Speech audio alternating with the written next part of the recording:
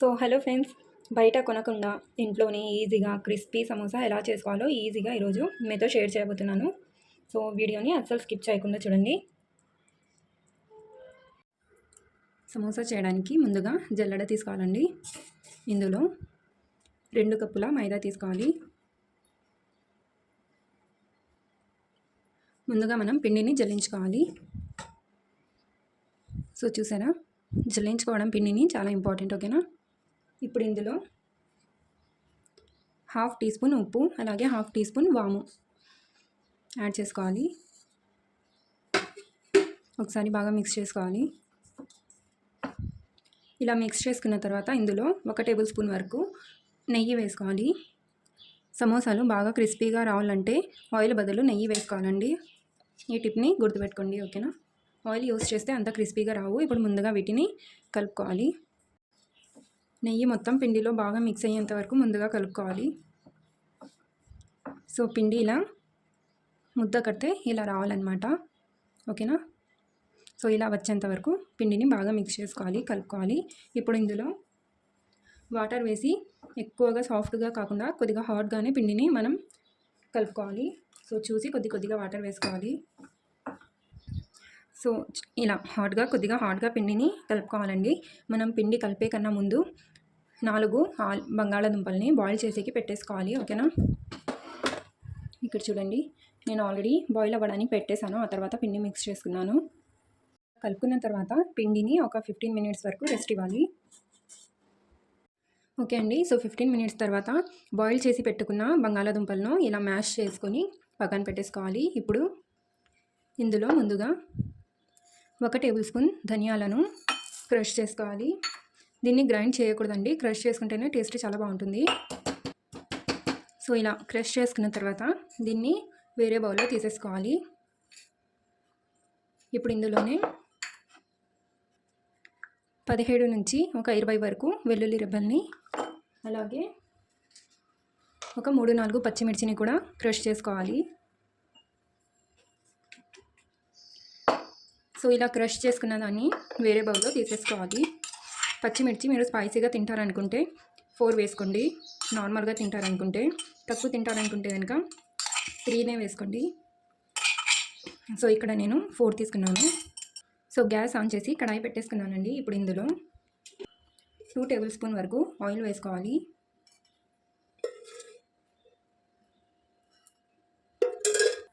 Oil కొద్దిగా heat అయ్యాక మనం క్రష్ చేసి పెట్టుకున్న ధనియాలను వేసేసుకోవాలి.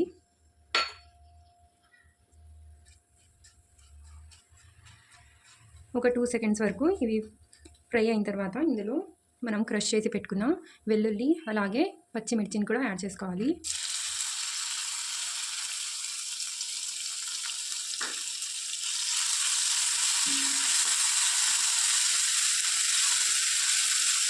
ఒక 30 సెకండ్స్ వరకు వీటిని బాగా ఫ్రై చేసుకోవాలి.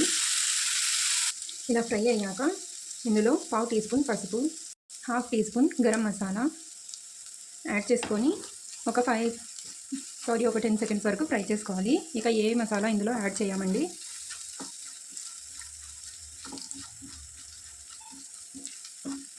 ఇప్పుడు ఇందులో మ్యాష్ చేసిన ఆలుని కూడా వేసుకోవాలి, ఆలుగడ్డను. ఇందులోనే రుచికి సరిపడినంత ఉప్పు కూడా యాడ్ చేసుకోవాలి. ఇక్కడ నేను 1 టీ స్పూన్ ఉప్పు యాడ్ చేశాను. దీన్ని బాగా మిక్స్ చేస్తూ ఫ్రై చేసుకోవాలి. ఒక 5 మినిట్స్ దీన్ని మీడియం ఫ్లేమ్లో ఫ్రై చేసిన తర్వాత ఇందులో కొద్దిగా కొత్తిమీర యాడ్ చేసుకోవాలి. ఇప్పుడు మరొక 2 మినిట్స్ వరకు ఫ్రై చేసుకోవాలి. సో ఇలా ఫ్రై చేసుకున్న తర్వాత దీన్ని పూర్తిగా చల్లారనివ్వాలి. ఇది కొద్దిగా చల్లారేంత వరకు సో మనం పిండిని చూసుకుందామండి. దీన్ని మరో 1 మినిట్ వరకు బాగా నీట్ చేసుకోవాలి.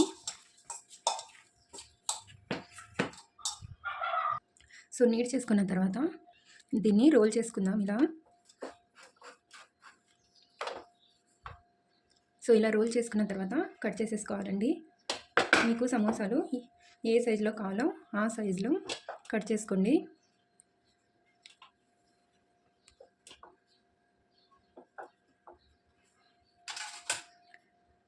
సో ఒక్క దాంట్లో 2 సమోసాలు వస్తాయండి. ఇక్కడ 6 ఉన్నాయి కదా, ఇందులో 12 వస్తాయన్నమాట. సో వీటినన్నిటిని ఇలా రౌండ్గా చేసేసుకొని పక్కన పెట్టేసుకోవాలి.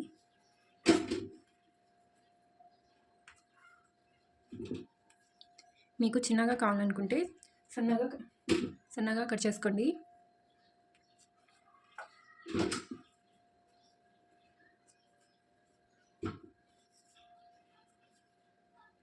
సో ఇప్పుడు వీటిని రోల్ చేసేసుకుందాం. కొద్దిగా డ్రై ఫ్లవర్ వేసుకుంటూ రోల్ చేసుకోవాలి. సో వీటిని రౌండ్ షేప్లో రోల్ చేయకూడదండి, ఓవెల్ షేప్లో వీటిని రోల్ చేసుకోవాలి.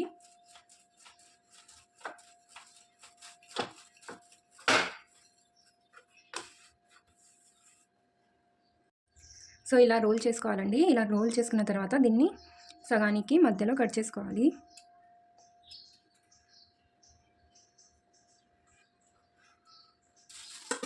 దీన్ని థిక్నెస్ వచ్చేసి మీ ఇష్టం అండి.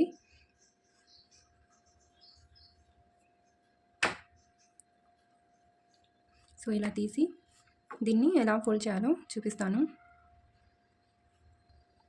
సో ముందుగా ఒక పార్ట్ని ఇలా తీసుకొని వాటర్ అప్లై చేసుకోవాలండి. సో ఇలా వాటర్ అప్లై చేసుకొని తర్వాత ఈ సైడ్ని ఇక్కడ ఇలా స్టిక్ చేసేయాలి.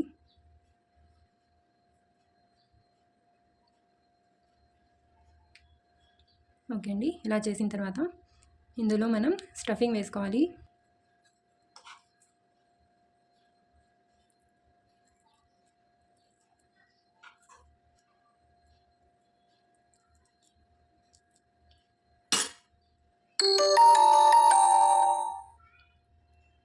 సో ఇలా స్టఫింగ్ వేసుకొని ఇప్పుడు దీనికి రౌండ్గా వాటర్ అప్లై చేసుకోవాలి. ఓన్లీ వాటర్ అండి. సో ఇలా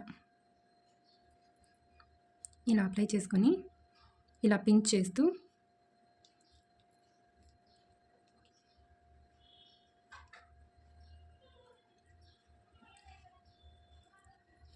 ఇలా 2 సైడ్స్ని స్టిక్ చేసేయాలి. ఇలా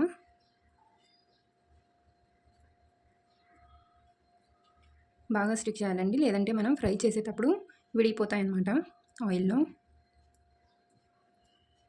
సో ఇలా చూస్తున్నారు కదా. సో అన్నీ ఇలానే చేసుకోవాలండి. ఇంకోటి కూడా చేసి చూపిస్తాను. సో ముందుగా ఈ పార్ట్ తీసుకొని ఈ సైడ్ వాటర్ అప్లై చేసుకోవాలి. ఆ తర్వాత స్లోగా ఇలా వీడియోని స్కిప్ చేయకుండా చూడండి, అప్పుడే మీకు అర్థమవుతుంది. సో ఇప్పుడు కోన్ని హ్యాండ్లో తీసేసుకొని స్టఫింగ్ వేసుకోవాలి. స్టఫింగ్ వేసుకొని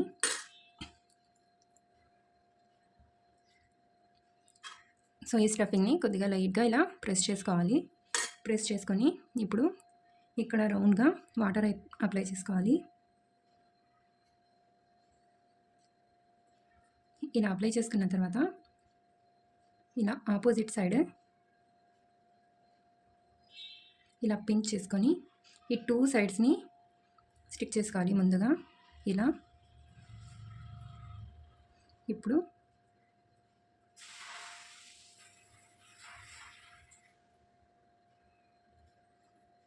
ఇలా చేసుకోవాలి. ఓకే అండి, సో ఇది కూడా రెడీ అయిపోయింది. సో ఇలా పెట్టి కొద్దిగా ఇలా ప్రెస్ చేసుకుంటే సేమ్ బయట కొన్నట్టుగానే ఉంటాయి. సో ఇలా ప్రెస్ చేసేసుకోవాలి. సో చూసారు కదా, ఇక అన్నీ నేను చేసిన తర్వాత చూపిస్తాను. ఓకే అండి, సో అన్నీ ఇలా చేసుకున్న తర్వాత ఇక్కడ 9 వచ్చాయండి. అలాగే ఒకటి మిగిలిపోయింటి, నేను చపాతీలాగా రోల్ చేసేసి దీన్ని కట్ చేసుకున్నాను అనమాట. ఇప్పుడు వీటిని ఫ్రై చేసేసుకుందాం. సో కడాయి పెట్టేసుకొని డీప్ ఫ్రైకి సరిపడినంత ఆయిల్ వేసుకోవాలి. సో ఆయిల్ని లో ఫ్లేమ్లో హీట్ చేసుకోవాలండి, ఎక్కువ హీట్ కూడా చేసుకోకూడదు ఆయిల్ని.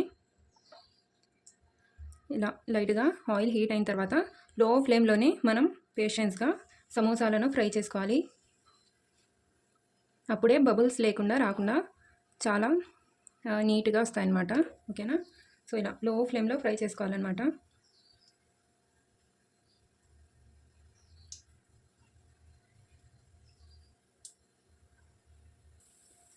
సో ఇవి మంచి గోల్డెన్ బ్రౌన్ కలర్లో వచ్చేంత వరకు లో ఫ్లేమ్లోనే వీటిని ఫ్రై చేసుకోవాలి. ఇలా స్లోగా వీటిని టర్న్ చేసుకోవాలి. టర్న్ చేసుకుంటూ ఫ్రై చేసుకోవాలి.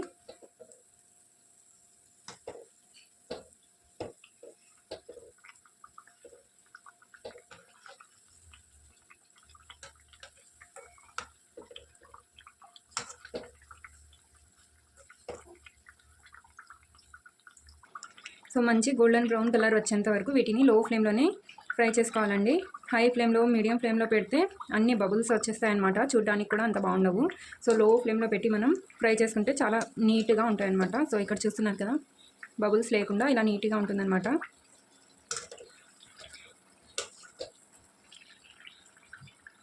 ఓకే అండి, సో ఇలా మంచి కలర్లో వచ్చిన తర్వాత వీటిని తీసేసుకోవాలి. ప్లేట్లో ఇలా ఒక పేపర్ పెట్టేసుకొని తీసేసుకోవాలి. పేపర్ మీద పెట్టుకుంటే ఆయిల్ మొత్తం పేపర్ అబ్జర్వ్ చేసుకొని చాలా క్రిస్పీగా ఉంటాయి. మీరు టిష్యూ పేపర్ అయినా తీసుకోవచ్చండి.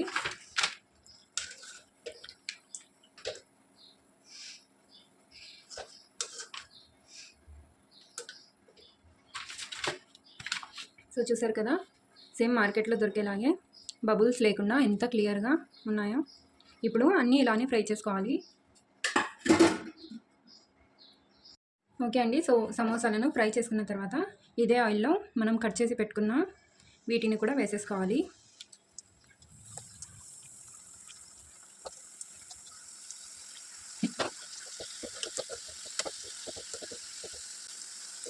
సో ఇవి కూడా మంచి కలర్లో వచ్చేంత వరకు వీటిని కూడా ఫ్రై చేసుకోవాలి.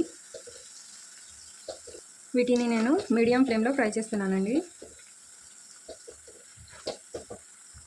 ఓకే అండి, సో ఇలా కలర్ చేంజ్ అయిన తర్వాత వీటిని కూడా మనం పేపర్ పెట్టుకున్న ప్లేట్లోనే వేసేసుకోవాలి.